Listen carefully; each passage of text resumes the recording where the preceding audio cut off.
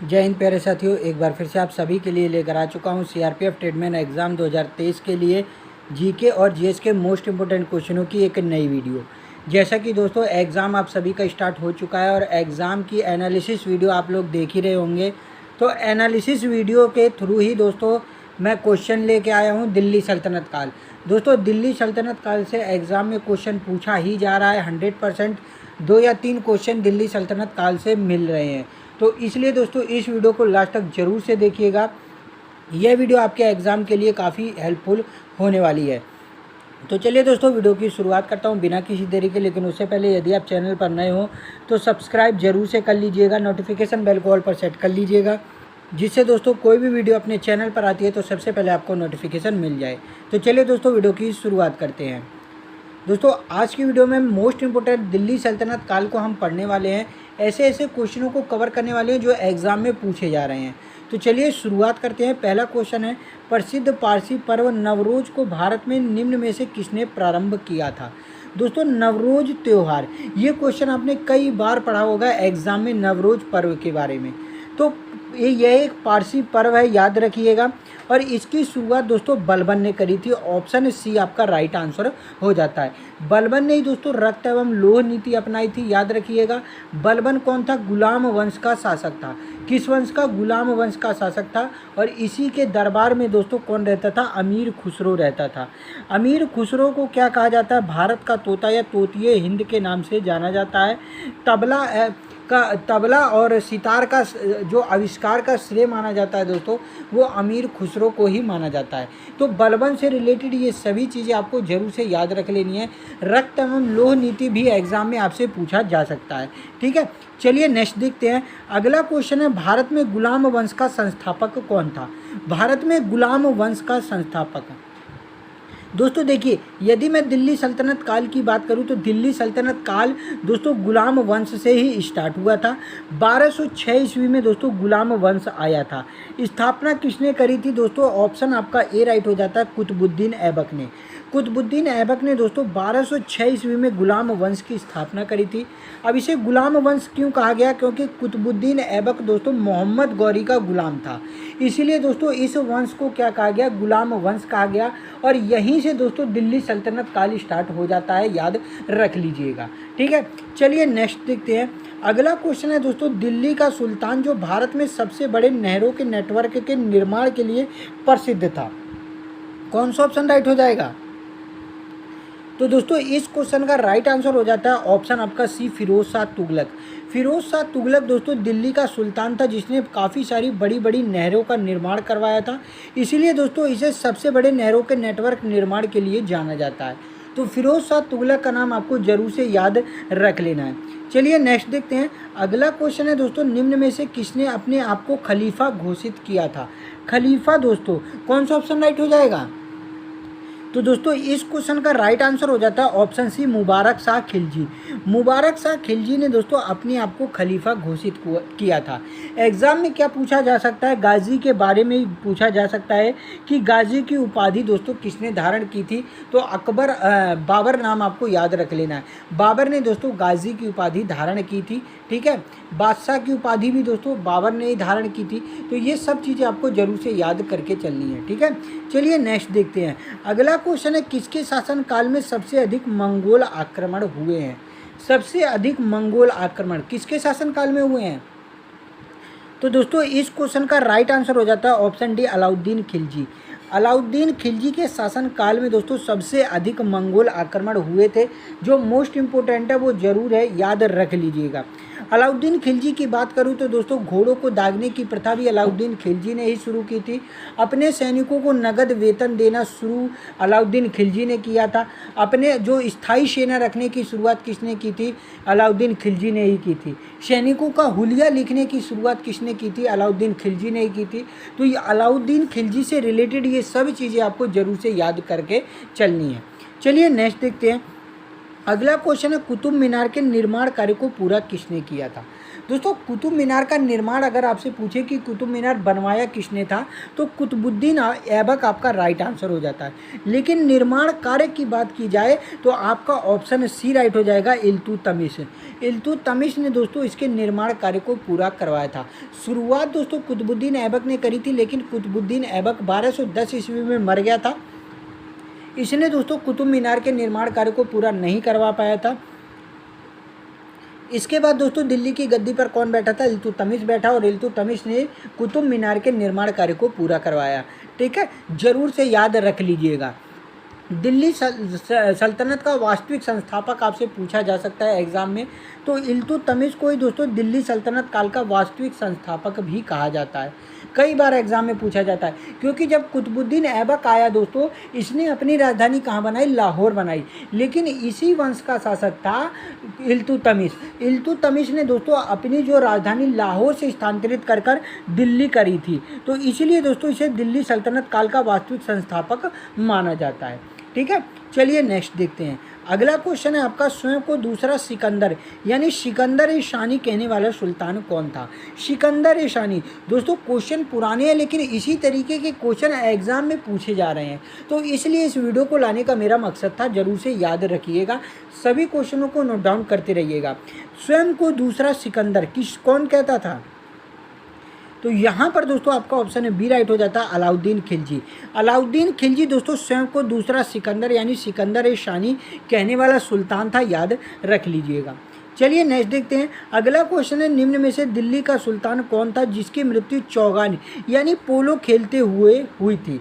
पोलो क्या होता है दोस्तों? घोड़े पर बैठकर खेला जाता है, आप सभी जानते हैं। तो किसकी मृत्यु दोस्तों हुई थी चौगान खेलते वक्त?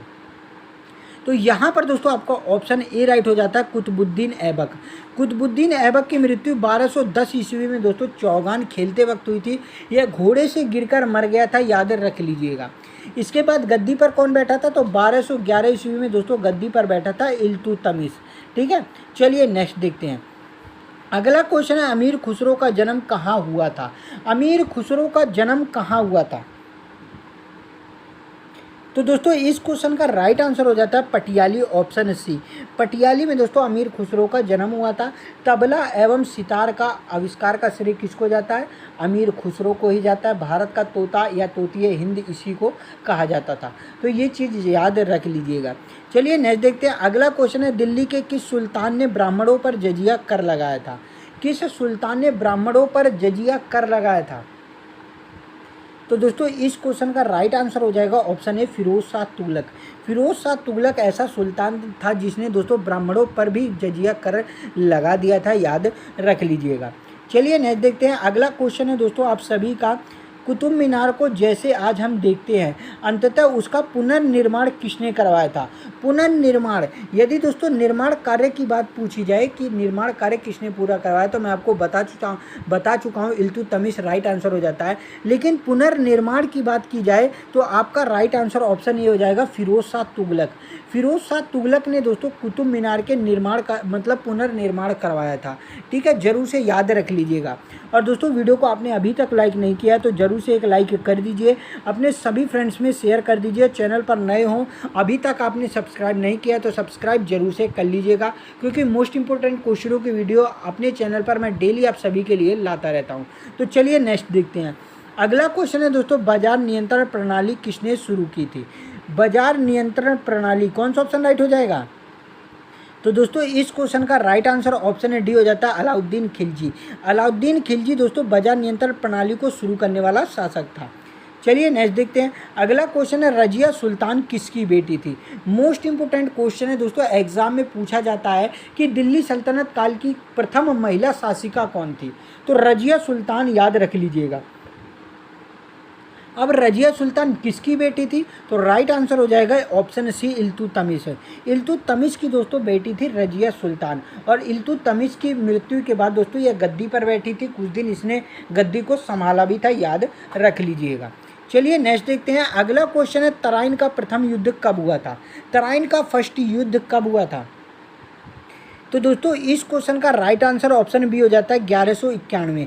1191 ईस्वी में दोस्तों तराइन का प्रथम युद्ध हुआ था, याद रखिएगा।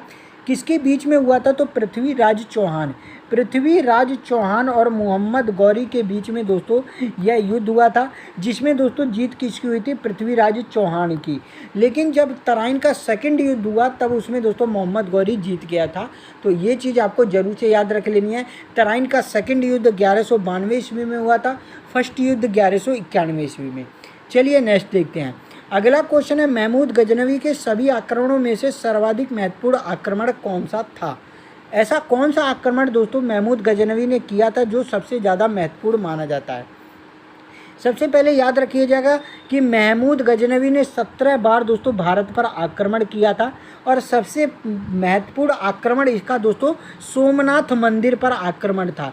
1025 ईस्वी में दोस्तों इसने सोमनाथ मंदिर पर आक्रमण किया था, जो ज़्यादातर पूछा जाता है एग्जाम में, तो मोस्ट इम्पोर्टेंट है, जरूर से याद रख लीजिएगा। चलिए नेक्स्ट देखते हैं। अगला क्वेश्चन है, तैमूर लंग ने किसके शासनकाल में भारत पर आक्रमण किया था? तैमूर लंग ने किसके शासनकाल में भारत पर आक्रमण किया था?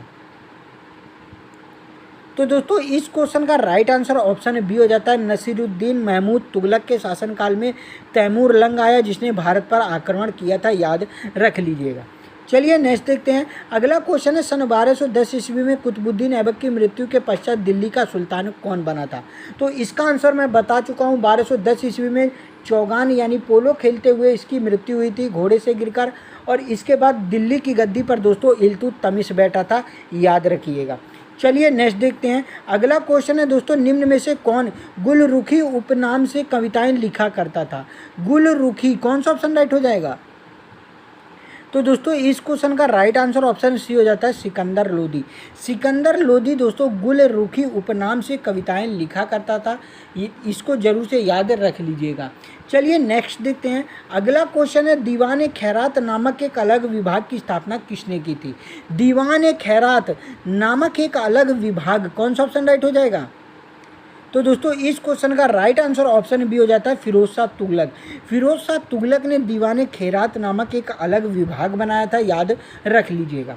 चलिए नेक्स्ट देखते हैं। अगला क्वेश्चन है, दिल्ली सल्तनत शासित हुआ था कुल कितने राजवंशों के द्वारा? कौन सा ऑप्शन राइट हो जाएगा? दोस्तों सभी क्वेश्चन को नोट जरूर से करते चलिएगा। वीडियो के लास्ट में आप जरूर से कमेंट करके बताइएगा कि कितने क्वेश्चनों को आप सही कर पाए हैं, ठीक है। चलिए बताइए, दिल्ली सल्तनत शासित हुआ था कुल कितने राजवंशों के द्वारा? ऑप्शन दोस्तों बी राइट हो जाएगा, 5 राजवंशों के द्वारा दोस्तों दिल्ली सल्तनत काल आया था। पहले गुलाम वंश हुआ, अंत में दोस्तों लोधी वंश आया। अब आपको कमेंट करके दोस्तों बताना है कि कौन कौन सा वंश आया था, 5 राजवंश ऐसे कौन से थे जो दिल्ली सल्तनत काल में माने जाते हैं, ठीक है। तो जरूर से कमेंट करके बताइएगा। चलिए नेक्स्ट देखते हैं। अगला क्वेश्चन है, दिल्ली पर राज करने वाला प्रथम महिला शासिका कौन थी? देखिए मोस्ट इंपॉर्टेंट क्वेश्चन है, एग्जाम में पूछा जाता है दिल्ली पर राज करने वाली प्रथम महिला शासिका के बारे में। तो ऑप्शन आपका मैं बता चुका हूँ, इसका राइट आंसर ऑप्शन सी हो जाता है, रजिया सुल्तान। रजिया सुल्तान दोस्तों दिल्ली पर राज करने वाली प्रथम महिला शासिका थी, ठीक है। चलिए नेक्स्ट क्वेश्चन देखते हैं। अगला क्वेश्चन है, दिल्ली सुल्तान का पद संभालने से पहले बलबन किस सुल्तान का प्रधानमंत्री था? एग्जाम में दोस्तों पूछा जाता है, दिल्ली सुल्तान जब ये बना था इससे पहले किस सुल्तान का प्रधानमंत्री था? तो ऑप्शन आपका ए राइट हो जाता है, नसरुद्दीन महमूद। नसरुद्दीन महमूद का दोस्तों यह प्रधानमंत्री था, बलबन, याद रख लीजिएगा। मैं बता चुका हूँ नवरोज पर्व की शुरुआत इसने ही करी थी। रक्त एवं लोह नीति किसने अपनाई थी? बलबन ने ही अपनाई थी, ठीक है। तो ये बलबन से रिलेटेड जरूर से याद करके चलिएगा। चलिए नेक्स्ट देखते हैं। अगला क्वेश्चन है, यात्री इब्न बतूता किसके शासनकाल में भारत आया था? यात्री इब्न बतूता, कौन सा ऑप्शन राइट हो जाएगा? तो दोस्तों ऑप्शन आपका डी राइट हो जाता है, मोहम्मद बिन तुगलक। मोहम्मद बिन तुगलक के शासनकाल में दोस्तों यात्री इब्न बतूता भारत आया था। इसकी पुस्तक आपको याद रख लेनी है, रहला। एग्जाम में पूछी जा सकती है रहला, तो जरूर से याद रख लीजिएगा। किसकी पुस्तक है? इब्न बतूता की पुस्तक है। चलिए नेक्स्ट देखते हैं। अगला क्वेश्चन है, दिल्ली सल्तनत की दरबारी भाषा क्या थी? यानी दिल्ली सल्तनत काल में कौन सी भाषा ज़्यादातर चलती थी? तो यहाँ पर दोस्तों आपका ऑप्शन है डी राइट हो जाता है, फारसी। फारसी भाषा दोस्तों दिल्ली सल्तनत काल की दरबारी भाषा थी, याद रख लीजिएगा। चलिए नेक्स्ट देखते हैं। अगला क्वेश्चन है, लोधी वंश का अंतिम शासक कौन था? लोधी वंश का अंतिम शासक, तो दोस्तों इस क्वेश्चन का राइट आंसर ऑप्शन हो जाता है अंतिम शासक इब्राहिम लोदी, क्योंकि दोस्तों इब्राहिम लोदी का युद्ध किसके साथ हुआ था? 1526 ईस्वी में बाबर के साथ। पानीपत का फर्स्ट युद्ध आप सभी जानते हैं, पानीपत का फर्स्ट युद्ध कब हुआ था? 1526 ईस्वी में। और किसके साथ हुआ था दोस्तों? इब्राहिम लोदी, लोदी वंश का अंतिम शासक था, और बाबर के बीच में यह युद्ध हुआ था जिसमें बाबर की जीत हुई थी।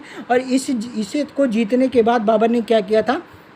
मुगल वंश की स्थापना की थी। तो ये ज़रूर से याद रख लीजिएगा, ठीक है।